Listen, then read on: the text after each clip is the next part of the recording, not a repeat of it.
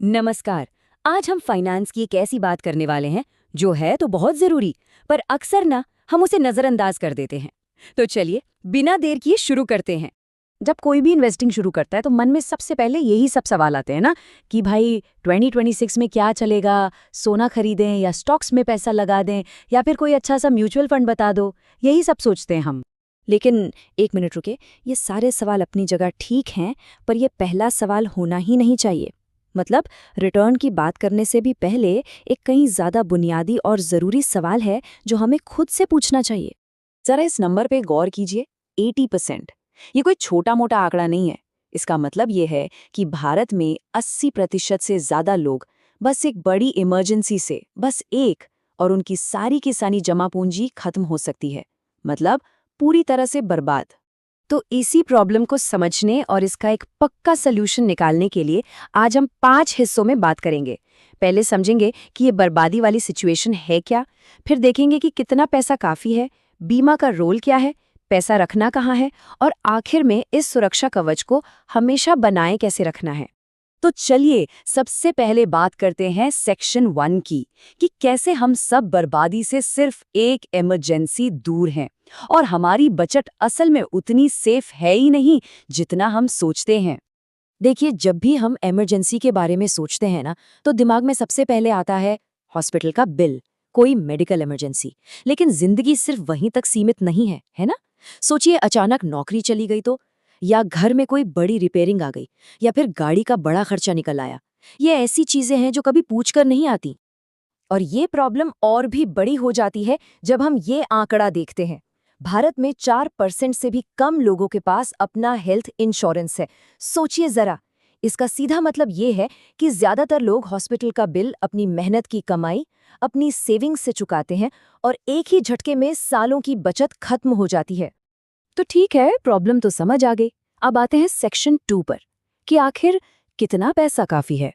यहाँ हम उस घिसे पिटे 6 महीने वाले रूल की बात नहीं करेंगे, बल्कि एक पर्सनल फॉर्मूला बनाने पर ध्यान देंगे। देखिए, इसका कोई एक सीधा साधा जवाब नहीं है। सबसे जरूरी बात है मन की शांति। हो सकता है किसी को 6 महीने के खर्च के बराबर पैसा रखकर सुकून मिले, और किसी को लगे कि नहीं, कम से कम 12 या 18 महीने का बैकअप तो होना ही चाहिए। तो सही अमाउंट वो है जो किसी को और उसके परिवार को ये तसल्ली दे कि हाँ, अब हम सुरक्षित हैं। और हाँ, यहाँ एक बहुत ज़रूरी बात समझनी होगी। इमरजेंसी फंड का मतलब आपके टोटल मंथली खर्च से नहीं है। मतलब जब मुश्किल वक्त आता है तो हम शॉपिंग करना, बाहर खाना पीना, घूमना, ये सब बंद कर देते हैं, है ना? तो फंड बनाते समय सिर्फ और सिर्फ ज़रूरी खर्चों को गिनना है, जैसे घर का किराया या ईएमआई, राशन का सामान, बिजली पानी के बिल और इंश्योरेंस की किश्तें। चलिए, अब आते हैं सेक्शन 3 पर, जो है इंश्योरेंस का सुरक्षा कवच। ये समझना बहुत जरूरी है कि इमरजेंसी फंड के साथ साथ हेल्थ इंश्योरेंस आपकी प्लानिंग का एक बेहद नॉन नेगोशिएबल हिस्सा है। इसके बिना प्लान अधूरा है। अक्सर लोग ये गलती करते हैं कि वो कंपनी वाले हेल्थ इंश्योरेंस पर ही पूरी तरह डिपेंडेंट रहते हैं, लेकिन इसमें एक बहुत बड़ा खतरा है। सोचिए, नौकरी जाने जैसी इमरजेंसी में जिस दिन आपकी नौकरी गई, उसी दिन आपका वो इंश्योरेंस कवर भी गया।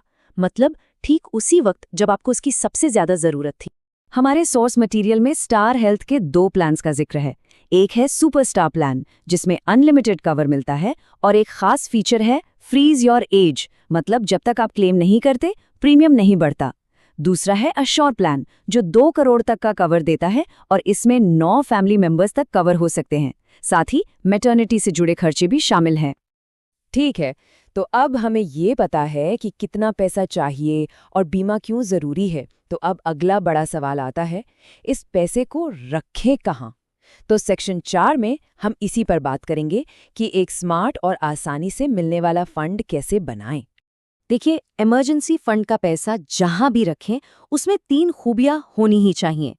पहला, वो स्टेबल हो, मतलब उसकी वैल्यू रोज रोज ऊपर नीचे न हो।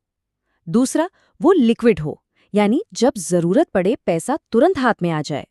और तीसरा, वो कम से कम महंगाई को तो बीट कर ही पाए, ताकि आपके पैसे की वैल्यू कम न हो। और इन्हीं 3 नियमों की वजह से एक बात बिल्कुल साफ हो जाती है, स्टॉक्स और equity mutual fund emergency fund के लिए बिल्कुल सही जगह नहीं है। क्यों? क्योंकि उनमें वॉलेटिलिटी यानी उतार चढ़ाव बहुत ज्यादा होता है, और हमें यहाँ स्थिरता चाहिए। तो फिर पैसा रखें कहाँ?